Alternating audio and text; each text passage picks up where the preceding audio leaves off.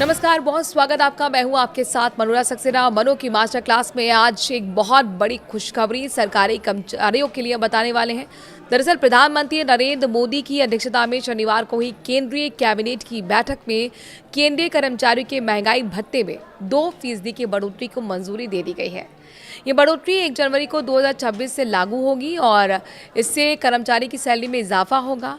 Cabinet ने केंद्रीय कर्मचारी के लिए अतिरिक्त महंगाई भत्ता और पेंशनर्स के लिए महंगाई राहत जारी करने को भी मंजूरी दे दी है। ये बढ़ोतरी मौजूदा 58% की दर से 2% ज़्यादा है, जो महंगाई को असर को कम करने के लिए दी जा रही है।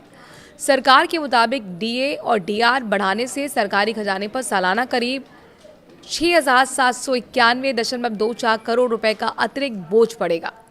इस फैसले से लगभग 50 लाख से ज़्यादा केंद्रीय कर्मचारी और 68 लाख से ज़्यादा पेंशनर्स को फायदा मिलेगा।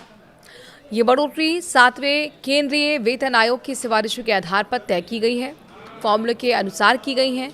इस फैसले से कर्मचारी की सैलरी में बढ़ोतरी होगी और वहीं दूसरी ओर प्रस्तावित 8वें वेतन आयोग को लेकर भी वेतन संरचना में बड़े बदलाव की मांग तेज हो रही है।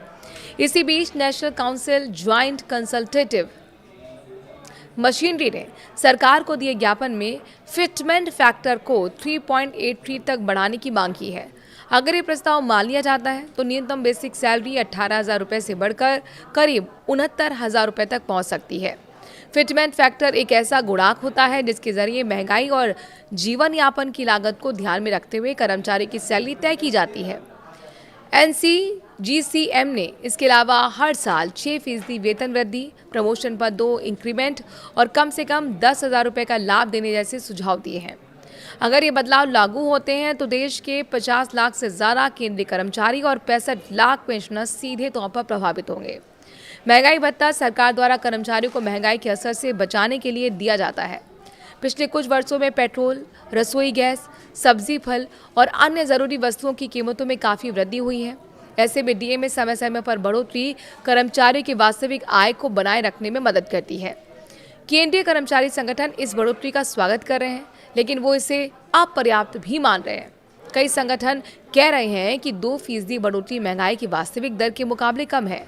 वे 8वें वेतन आयोग के गठन और फिटमेंट फैक्टर में उल्लेखनीय वृद्धि की मांग लगातार कर रहे हैं। सरकार अब डीए और डीआर की अधिसूचना जल्द जारी करेगी। कर्मचारियों को मार्च या अप्रैल 2026 के वेतन में एरियर के साथ बढ़ा हुआ डीए मिलने की संभावना है। या फैसला केंद्र सरकार के कर्मचारी के लिए एक सकारात्मक कदम है, लेकिन 8वें वेतन आयोग की मांग पूरी होने तक कर्मचारी आंदोलन जारी रखने के संकेत भी दे रहे हैं। महंगाई के इस दौर में 2% डीए बढ़ोतरी छोटी राहत तो है, लेकिन लाखों परिवार के बजट में निश्चित रूप से सुधार लाएगी। अब नजरें 8वें वेतन आयोग और फिटमेंट फैक्टर पर है, जिससे वेतन संरचना में क्रांतिकारी बदलाव आ सकता है।